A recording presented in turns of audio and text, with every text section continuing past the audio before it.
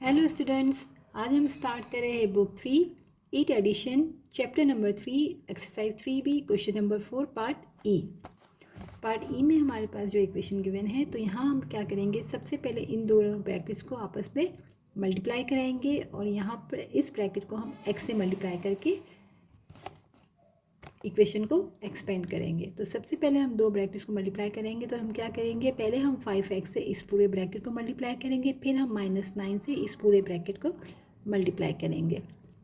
5 को x को हम मल्टीप्लाई करें x -1 से, फिर -9 को मल्टीप्लाई करेंगे x -1 से, और -x square minus into minus plus 2x is equal to 0। यहाँ हो जाएगा 5x square minus 5x minus 9x minus into minus plus 9 1 9 माइनस x square plus 2x is equal to 0।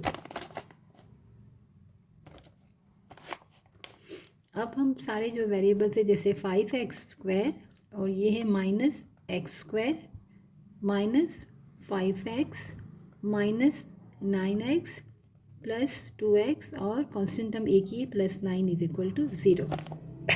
हमने क्या किया, अरेंज कर लिया। जैसे x के वाई टर्म को पहले लिख लिया, फिर x वालों को लिख लिया, x की 3 टर्म्स थी और कांस्टेंट एक टर्म। अब इसको हम क्या करेंगे, जो वेरिएबल सेम है उसको हम आपस में एड और सब्ट्रैक्शन करेंगे। ये x स्क्वायर है, ये x स्क्वायर है, 5 और ये प्लस 5x है, ये माइनस है, तो प्लस माइनस माइनस 5 ऐसे बन गया, तो 4x स्क्वायर, 5 बड़ा है, 5 की साइन प्लस है तो यहाँ भी प्लस रहेगा। ये दोनों हो जाएंगे 9 और 5 हमारे पास बनेगा, और 2 14 और 2 16 बन गया हमारे पास। ये दो नेगेटिव है, सॉरी, तो ये हमारा बना माइनस माइनस इंटू माइनस, दोनों को हम ऐड कर लेंगे, साइन माइनस की आएगी, तो हमारे पास हो गया -14x plus 2x plus 9 is equal to 0। 4x square, अब हमने माइनस प्लस माइनस 14 में से 2 को माइनस किया तो कितना हो गया 12x, 14 बड़ा है, इसकी साइन माइनस है तो यहाँ भी माइनस आएगा, प्लस 9 इज इक्वल टू 0। पहले हमने इन दोनों को ऐड कर लिया, फिर इससे माइनस कर दिया, क्योंकि ये दोनों माइनस इंटू माइनस था।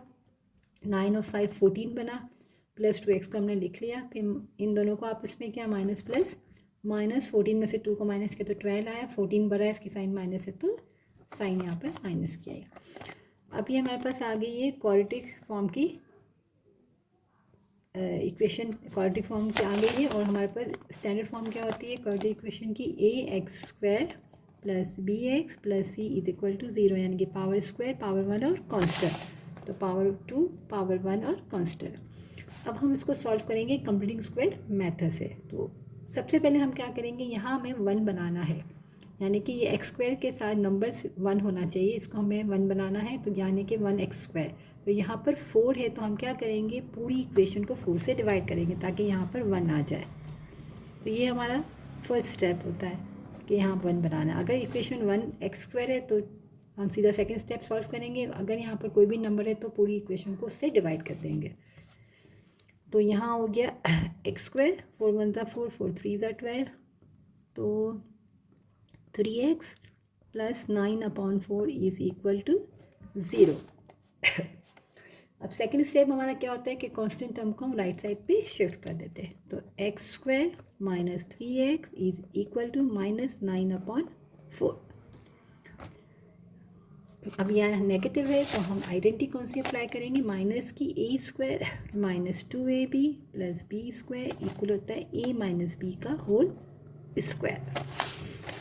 तो यहाँ तक हमारे पास है। तो यहाँ पर क्या होता है -2ab, तो यहीं से हम क्या करते हैं, ये सेकंड टर्म हमारी है और यहाँ पर हमें बी टर्म को ऐड करना है, तो बी टर्म हमारी ऑलरेडी इसमें होती है, यानी कि a स्क्वायर माइनस 2ab है ये हमारा, इसी में हमारे पास बी टर्म है, उसको हम यहीं से फाइंड करेंगे। जिस वेरिएबल की पावर 1 होती है तो उसके साथ जो भी नंबर हो उसको हम क्या कराते हैं, मल्टीप्लाई कराते हैं 1/2 से। तो यहाँ पर हमारे पास क्या है, 3 है, तो हमारे पास बी टर्म कितनी आई, 3/2। तो हम यहाँ 3/2 को ऐड कर लेंगे। पहले हम सेट कर लेते हैं, a का स्क्वायर माइनस 2a, b हमने भी फाइंड की 3/2 2। तो हमने फाइंड किया है 3/2। हम चेक कर ले, 2 से 2 कैंसिल हुआ तो यहाँ पर 3x ही बच रहा है। तो हमने जो बी टर्म यहाँ से फाइंड की वो सही फाइंड की है। हम प्लस करेंगे 3/2 का होल स्क्वायर। हम यहाँ पर a² - 2ab + b²। तो यहाँ पर हमारे पास सिर्फ 2 टर्म थी इक्वेशन में, यहाँ तक थे हम। हमने क्या किया, यहीं से फाइंड कर ली, बी टर्म को फाइंड करते हैं, फिर हम चेक कर लेते हैं कि 3/2 जो हमारी आई वो करेक्ट है कि नहीं। तो हमने यहाँ रखा 2ab, तो 2 से 2 कैंसिल हुआ तो ये 3x बना। तो यहाँ पर हमने ऐड किया। जब हम लेफ़्ट साइड पे कोई चीज़ ऐड करेंगे तो हम सेम चीज़ राइट साइड पे भी ऐड कर लेंगे। तो -9/4 + 3/2 का होल स्क्वायर। अब यहाँ हम क्या करेंगे, फॉर्मूले को क्लोज कर लेंगे। ये चीज़ हमारी बन गई a² - 2ab + b²। इसको हम क्लोज करेंगे a - b का होल स्क्वायर। तो a हमारे पास क्या है, यहाँ पर x है, हम यहाँ कर लेते हैं।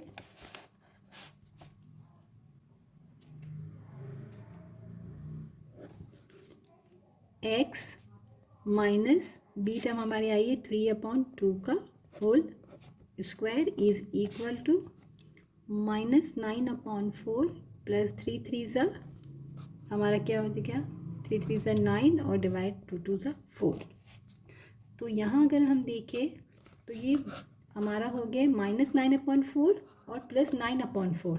तो ये दोनों आपस में कैंसिल हो गए। तो यहाँ तो 0 टर्म आ गई। x - 3/2 का whole square is equal to 0। Square हटाने के लिए हम क्या करते हैं, स्क्वायर रूट बोथ साइड्स। यहाँ पर भी हम लगाते हैं स्क्वायर रूट और यहाँ भी लगाते हैं, तो यहाँ प्लस माइनस भी लगाते हैं। तो ये स्क्वायर से ये रूट कैंसिल हो गया। x - 3/2 इज इक्वल टू 0, क्योंकि 0 है यहाँ पर रूट, और अगर 0 प्लस में हो माइनस में हो 0 0 ही रहेगा। तो यहाँ हमारे पास क्या हो गया, x - 3 = 0। अब x की वैल्यू क्या आ जाएगी, हम यहाँ से इसको शिफ्ट कर दें यहाँ, तो पॉजिटिव हो जाएगा। x = 3/2 और हम इसको अगर डिवाइड कर लें, क्योंकि ऊपर बड़ा है नीचे छोटा है, तो 2 1 ज़ा 2, 1 बचा, पॉइंट लगाया 0, 2 5 ज़ा 10। तो वैल्यू डेसिमल फॉर्म में आ गई कितनी, 1.5। तो यहाँ हमारे पास ए की वैल्यू आएगी, क्योंकि यहाँ हमारे पास ये टर्म 0 हो गई थी। जब ये टर्म 0 हो जाती है तो प्लस माइनस हम लगाएंगे तो 0 के साथ तो 0 ही रहेगा, चाहे वो प्लस में हो या माइनस में हो। तो हमारे पास x की वैल्यू आ गई 3/2 यानी कि 1.5।